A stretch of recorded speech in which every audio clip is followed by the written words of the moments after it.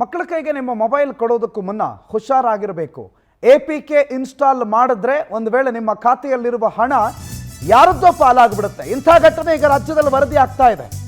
ವಾಟ್ಸಪ್ನಲ್ಲಿ extension APK ಇರುವ .apk ಇರುವ ಫೈಲ್ಸ್ಗಳು ಬರುತ್ತೆ. ನಿಮ್ಮ ಗಮನ ಸೆಳೆಯುವ ಹೆಸರುಗಳ ಮುಖಾಂತರವಾಗಿ ಆ ಫೈಲ್ಸ್ ಬರುತ್ತೆ. ಒಂದು ವೇಳೆ ಅದೇನಾದರೂ ನಮಗೆ ಸಂಬಂಧಪಟ್ಟಿದ್ದು ಅಂತ ನೀವೇನಾದರೂ ಅದನ್ನು ಇನ್ಸ್ಟಾಲ್ ಮಾಡಿಕೊಂಡ್ರೆ ನಿಮ್ಮ ಖಾತೆಯಲ್ಲಿರೋ ಹಣ ಹೋಗುತ್ತೆ. 14 ಲಕ್ಷವನ್ನು ನಿವೃತ್ತ ನೌಕರ LICಯ ನಿವೃತ್ತ ನೌಕರ ಕಳೆದುಕೊಂಡಿರುವ ಪ್ರಕರಣ ವರದಿಯಾಗಿದೆ. ಮಕ್ಕಳ ಕೈಗೆ ಮೊಬೈಲ್ ಕೊಟ್ಟಿದ್ರು ಸಿಂದಗಿಯ ಬಸವರಾಜ್ ಹವಾಲ್ದಾರ್. ಅದೇನು ಗೊತ್ತಾಗದೆ APK ಅಪ್ಲಿಕೇಶನನ್ನು ಡೌನ್ಲೋಡ್ ಮಾಡ್ಕೊಂಡಿದ್ರು. APK ಡೌನ್ಲೋಡ್ ಆಗ್ತಾ ಇದ್ದಂತೆ ಖದೀಮರ ಕಂಟ್ರೋಲ್ಗೆ ಮೊಬೈಲ್ ಫೋನೇ ಹೋಗಿಬಿಡುತ್ತೆ. ಆಗ ಮೊಬೈಲ್ ಇದ್ದ ಬ್ಯಾಂಕ್ ಖಾತೆಯಿಂದ ಹಣ ಎಗರಿಸಿದ್ದಾರೆ ಖದೀಮರು.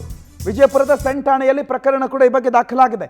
ನಿಮ್ಮ ಗಮನ ಸೆಳೆಯುವ APK ಅಂತಂದರೆ ಆಂಡ್ರಾಯ್ಡ್ ಅಪ್ಲಿಕೇಶನ್ ಪ್ಯಾಕೇಜು ಅಂತ. ಆಂಡ್ರಾಯ್ಡ್ ಮೊಬೈಲ್ಗಳಲ್ಲಿ ಭಾಳ ಸುಲಭವಾಗಿ ಅದು ಇನ್ಸ್ಟಾಲ್ ಆಗಿಬಿಡುತ್ತೆ. ಅದಕ್ಕೆ ಬೇರೆ ಬೇರೆ ಹೆಸರುಗಳನ್ನು, ಸರ್ಕಾರದ ಯೋಜನೆಗಳನ್ನು ಅದರ ಹೆಸರಿನಲ್ಲಿ ಕೊಡಲಾಗುತ್ತೆ. ಅದನ್ನು ನೀವೇನಾದರೂ ಇನ್ಸ್ಟಾಲ್ ಮಾಡಿದ್ರಿ ಅಂತಂದರೆ ನಿಮ್ಮ ಮೊಬೈಲ್ ಅವರಿಗೆ ರಿಮೋಟ್ ಕಂಟ್ರೋಲ್ ಆಗಿಬಿಡುತ್ತೆ. ನಿಮ್ಮ ಮೊಬೈಲಲ್ಲಿರೋ ದಾಖಲೆಗಳು, ಅಕೌಂಟು ಎಲ್ಲವನ್ನ ಅವ್ರು ತಗೋತಾರೆ. ಅಂಥದ್ದೇ ಘಟನೆ ವರದಿ ಆಗಿದೆ. ಹಣ ಕಳ್ಕೊಂಡವ್ರು ಮಾತಾಡಿದ್ದಾರೆ, ಕೇಳಿಸ್ಕೊಳ್ಳಿ.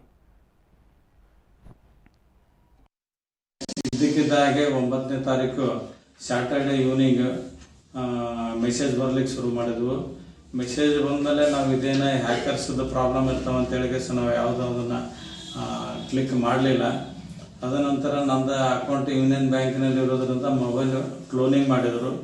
ಆಮೇಲೆ ಸಾಯಂಕಾಲ 7:30 ಸುಮಾರಿಗೆ ನಮ್ಮದು ಫಸ್ಟ್ ಡೆಬಿಟ್ ಕಾರ್ಡನ್ನು ಬ್ಲಾಕ್ ಮಾಡಿದರು. ಆಮೇಲೆ ಅದರಲ್ಲಿ ನೆಟ್ ಬ್ಯಾಂಕಿಂಗ್ ಅಪ್ಲಿಕೇಶನ್ ಓಪನ್ ಮಾಡಿಕೊಂಡು 2 ಫ್ಯಾಕ್ಟರ್ ಅಥೆಂಟಿಕೇಶನ್ ಆಕ್ಟಿವೇಟ್ ಮಾಡಿದರು. ಡೈಲಿ ಲಿಮಿಟ್ 5 ಲ್ಯಾಕ್ ಇದ್ದದನ್ನು 25 ಲ್ಯಾಕ್ ಅಂತ ಮಾಡಿದರು. ತದನಂತರ ಇದೆಲ್ಲ ನಾವು ಮೆಸೇಜ್ ನಂತರ ನೋಡಿದ್ದು ಸರ್. ನಮಗೆ ಫಂಕ್ಷನ್ ಗದ್ದಲದಲ್ಲಿ ಇರೋದ್ರಿಂದ ನಮಗೊಂದು ಹಾಫ್ ಆನ್ ಅವರ್ 1 ಅವರ್ ನಮ್ಮ ಮೊಬೈಲ್ ನೋಡ್ಲಿಕ್ಕೆ ಆಗಿರಲಿಲ್ಲ.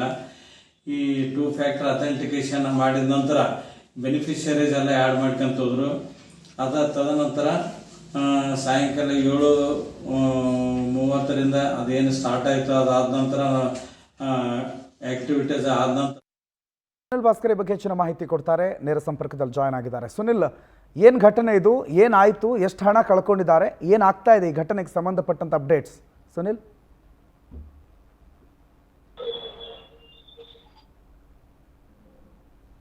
ಪ್ರಮುಖ ಏನಂತಂದ್ರೆ ವಿಜಯಪುರ ಜಿಲ್ಲೆಯ ಸಿಂದಗಿಯ ಬಸವರಾಜ್ ಹವಾಲ್ದಾರ್ ಎಂಬಾತರು ತಮ್ಮ ಮಕ್ಕಳ ಕೈಯಲ್ಲಿ ಮೊಬೈಲ್ ಕೊಟ್ಟಿರುವಂತ ಸಂದರ್ಭದಲ್ಲಿ ಅವರು APK ರಾ ಫೈಲ್ ಇದೆ ಅದನ್ನ ಡೌನ್ಲೋಡ್ ಮಾಡಿರುವಂತದ್ದು. ಇದರಿಂದಾಗಿ ಖದೀಮರು ಆನ್ಲೈನ್ ವಂಚಕರಿದ್ದಾರೆ. ಅವರ ಅಕೌಂಟ್ ನಲ್ಲಿರುವಂತಹ 14,54,000 ಹಣವನ್ನು ಕೂಡ ಎಗರಿಸಿದ್ದಾರೆ. ಮೊದಲಿಗೆ 2 ಲಕ್ಷದಷ್ಟು ಹಣ ಎಗರಿಸಿ 2 ಲಕ್ಷದಷ್ಟು 5 ಬಾರಿ ಹಣವನ್ನು ಎಗರಿಸಿದ್ರೆ ಪದೇ ಆಗಿ ಸುಮಾರು ಒಮ್ಮಿಗೆ 4,54,000 ಹಣವನ್ನು ಎಗರಿಸಿರುವಂತದ್ದು. ಅಂದ್ರೆ ಮಕ್ಕಳ ಕೈಯಲ್ಲಿ ಮೊಬೈಲ್ ಕೊಡೋದ್ರಿಂದ ಏನು ಅನಾಹುತ ಆಗುತ್ತೆ ಎಂಬುದಕ್ಕೆ ಇದೇ ಸಾಕ್ಷಿಯಾಗಿರುವಂತದ್ದು. ಸುಮಾರು 14,54,000 ಹಣವನ್ನು ಈಗಾಗಲೇ ಕಳ್ಕೊಂಡಿದ್ದಾರೆ. ಜೊತೆಗೆ ಅವರು ವಿಜಯಪುರ ನಗರದ CN ಪೊಲೀಸ್ ಠಾಣೆಯಲ್ಲಿ ಈ ವಿಚಾರವಾಗಿ ದೂರನ್ನು ಕೂಡ ನೀಡಿದ್ದಾರೆ. ಸದ್ಯಕ್ಕೆ ಪೊಲೀಸರು ಹಣ ಕಳ್ಕೊಂಡಿರುವಂತ ಏನೋ ನಿವೃತ್ತ BSNL ನೌಕರರಿದ್ದಾರೆ ಹವಾಲ್ದಾರ್ ಅವರು, ಅವರ ಹಣವನ್ನ ವಾಪಸ್ ರಿಕವರ್ ಮಾಡ್ಲಿಕ್ಕೆ ಪೊಲೀಸರು ಕೂಡ ಮುಂದಾಗಿರುವಂತದ್ದು. Pranav, okay, thank you Vijay Bhaskar ಮಾಹಿತಿಗೆ. ಸುನಿಲ್ ಭಾಸ್ಕರ್.